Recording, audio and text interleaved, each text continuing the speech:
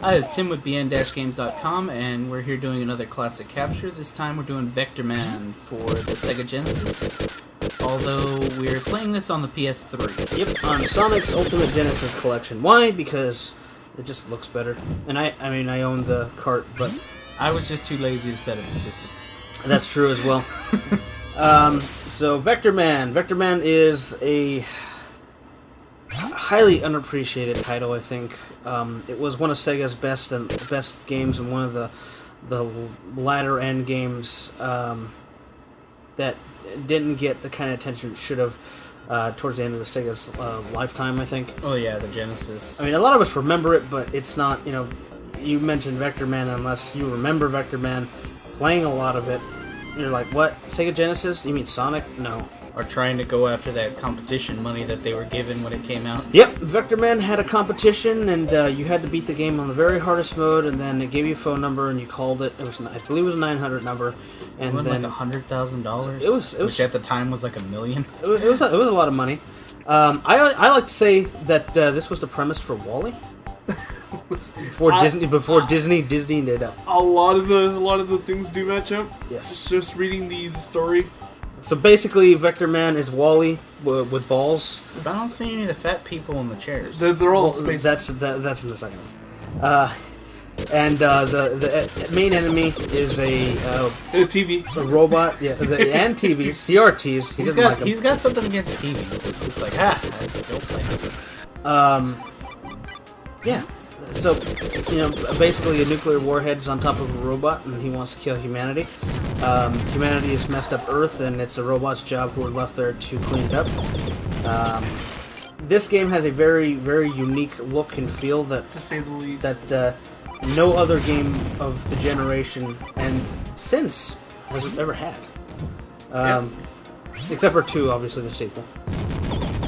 See, I found one of the secret platforms. Yeah, well, you got lucky, actually. I remember.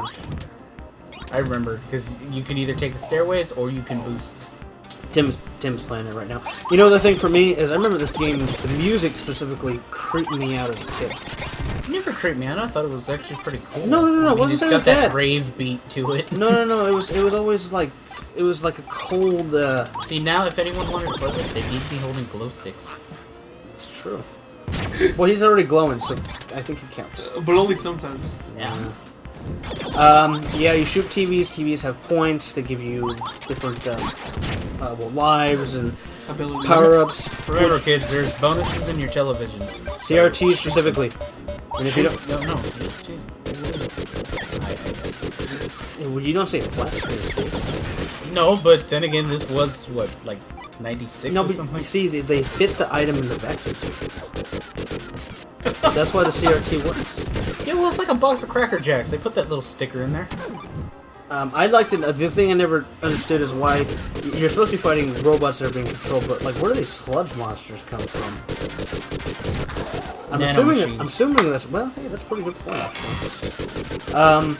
Yeah, I mean, it's an action platformer. You shoot snowflakes at enemies. I guess it's the closest thing you could. You know what I never got, because I remember when I first started playing this, when you collect them, I always thought that was like your ammunition. So I wouldn't shoot half as much. It's not very clear what is what. It's got a. Well, some things are, but for the most part, it's, you know, you just shoot things, collect them, and then stuff happens. You mean it's a game of the 90s where they didn't explain every little thing like they do now? Yes. No tutorial. No tutorial level. Just, hey, to figure it out. And he's got boosters on his feet. I wish it would jump a little higher, though. Yeah, but at least he's fluid in doing so. Good segue. Good segue. Yeah, see what I did? Yeah, the graphics are really fucking good. Yes. Oh yeah, even today. I mean, and you were wondering why it kind of has like a, not a washed out look. What would you refer it to? No, I know what you're trying to say. It's the color palette. No, it's the color palette. No, they try to go with like. No, Bobby's got it right. It's polarized. Like it's got too much light. Yeah, I don't know if it is the lighting, but it's just like certain areas of the color are brighter It's a polarization. And yeah, I think it works for it. It gives it a... Which I think it was just, because, I mean, I don't know if you'd agree, but, like, usually when you see something, like, polarized, it kind of looks a little smoother. So on something 2D you're trying to make look 3D, I think it gives a little bit more of that 3D effect, even though you know it's 2D. Yeah, that would be one way to put it. Yeah, I mean, that just, from, like, what I've seen, and I don't know. And those are some of the smoothest flying animations I've ever seen. Hey, he's Nixon now. This is something I always liked about this game, although it's real short. Yeah, well, that was to me.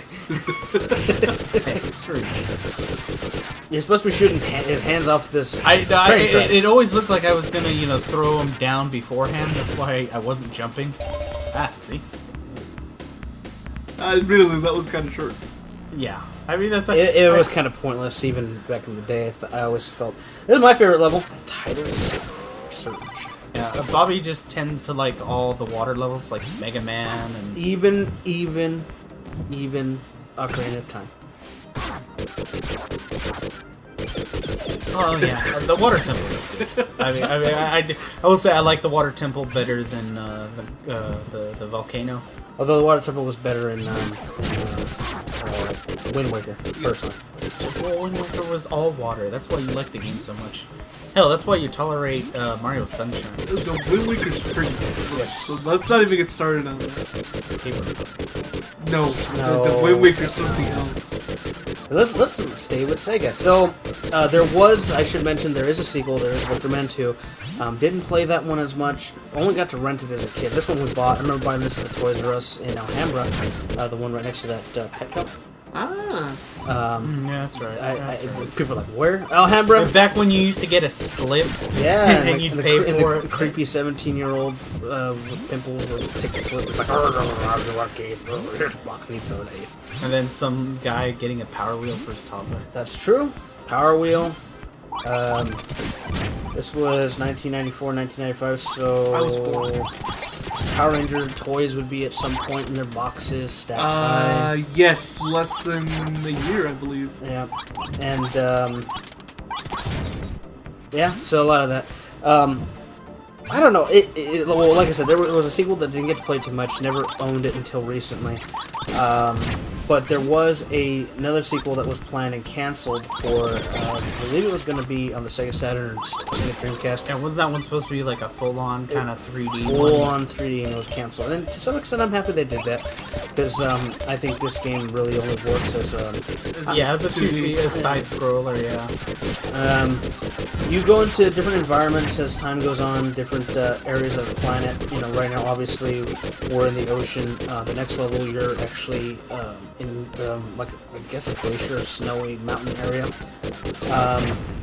I really like that lighting effect that they use, in the rays of light coming through the water. Yeah, I mean that is one of the things. The lighting on this was pretty well, and for the most part, it controls well. It's not stiff.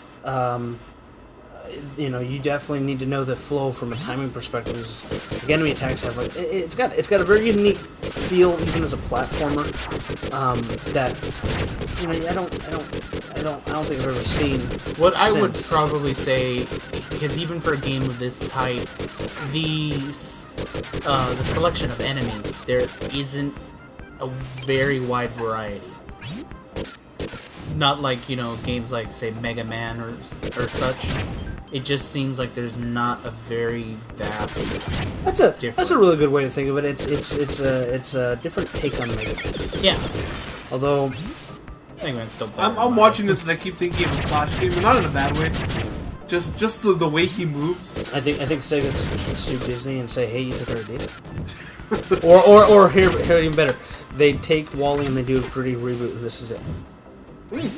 There's something else. Like Christopher Nolan. Wall-E 2. They're back on Earth. Wall-E's evolved from a box he uploaded his program into. Hey, you seen those huge fucking Wall-E's at the end of the movie? The one right that's about to that. crush him. True. Yeah, he uploads himself into that. Man, Timmy's coming up with all sorts of good movie ideas today. Copyright. Just copyright bn-games.com. The script will be written and distributed. All rights reserved. Timmy, lawyer him. I think you already did my job for me. Oh, okay, good. Hey, now I'm the lawyer. Subject to availability. No, Yes. no. See, you're the This is not a Creative Commons license. All rights reserved. No, see, you're the paralegal. He's paraplegic? When did this happen? bn-games.com does not endorse any of Marco's comments. Yes, his comments are of his own nature and accord, and the sole opinions are not shared by the company. We're not liable for any opinions. Hey, name expressed. motherfuckers, I am bn-games.com. No, you're not. Yeah, so Vectorman. You're a work for hire. He's a student worker. Oh, so he's an intern. You know, intern leads to things the president would approve of, and I don't. Or wrong president, I guess. I was gonna say. Hey, it was the right time for it. It's I topical. was gonna say, are you sure? Because I know Marco would be up for that. This was during the Clinton years. This is true. Most. So a lot of dresses were ruined around this time. Yes. That's why they're snowflakes. I don't know. There's no correlation. It doesn't matter. Don't read into that. I think right there is one of the bad things. I think right there was one of the bad things on the port, because sometimes when you try and jump up onto one of the floating platforms, it'll just put you right back down through it. Yeah. And in the original game, I think that it didn't happen as often or at all. Though it's been a while. Alright, everyone. Well, this was Vectorman for the Sega Genesis. I forgot to mention, it goes for about $5 to $10. So yeah, please subscribe and let us know what you think. And get it on the Gem Collection Yeah, part of 50 games. Phallic reference. for like $20.